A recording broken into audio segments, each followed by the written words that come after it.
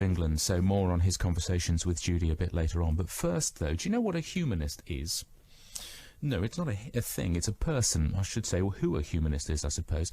Is it someone who just doesn't believe in God, someone who doesn't believe in any religious creed? If that's the case, what is a humanist's code for living?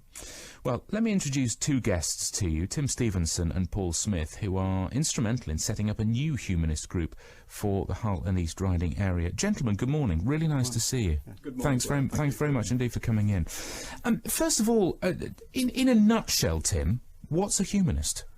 Well, in a nutshell, humanism is the belief that we can live good lives without religious or superstitious beliefs. We make sense of the world using reason, experience, and shared human values.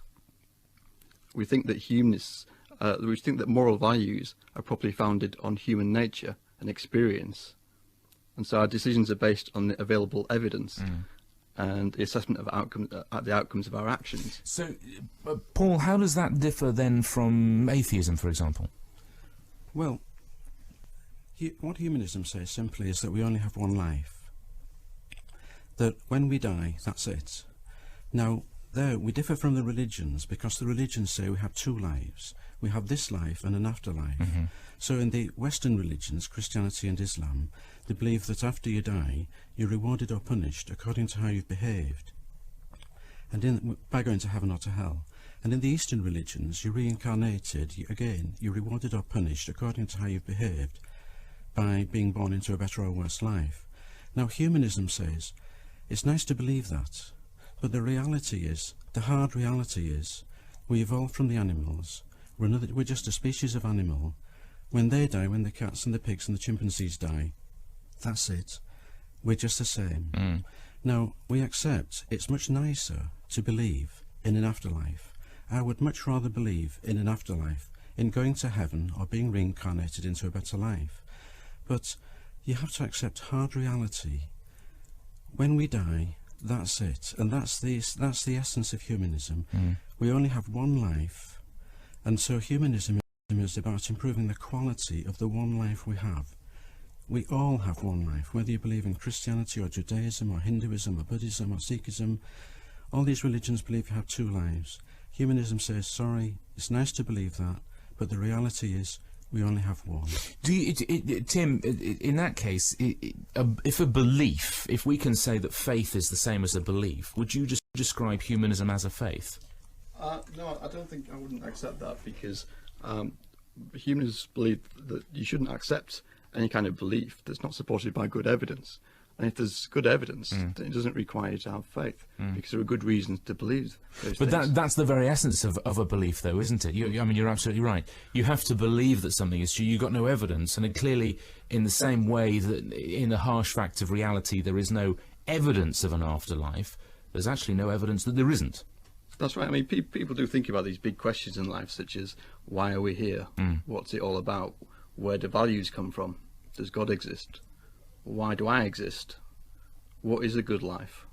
What happens when I die? I think humanism provides some provisional answers to those questions for people who don't find the traditional religions very meaningful. Some of the answers that the traditional religions give, increasingly we find there's something in the 2001 census, about 18% of the local population described themselves as not religious. They said they had no religion. A further 8% didn't specify. That means there's a significant minority of people in the local area who don't relate to traditional religion. And if you consider that these religions, virtually all the major religions, were founded thousands of years ago in essentially ancient Bronze Age myths, the books that the religions are based on, you have to look at them and think, is this, when it comes to looking at ethics and the right way to live, are these books the best that we can do? You know, with all these last few centuries of scientific research and understanding, surely we can improve on these ancient texts. It's a fascinating subject. We're unfortunately rapidly running out of time. Paul, you got the first meeting tomorrow, yes, I think, of the new society. Where, when, who can come? What's happening there? Yeah, it's in Ye Old White Hart. That's down Silver Street, which is the extension of Whiteford Gate. It's at 7:30. Ye Old White Hart, Monday night, tomorrow night, and we hope that everybody will come. And you've got a website as well, haven't you? Yes. Right. What's the address for the website? Hull Humanist. If you go into Google and type in Hull Humanist Group, you'll come up with our website, and our website has all the details about the group. Brilliant.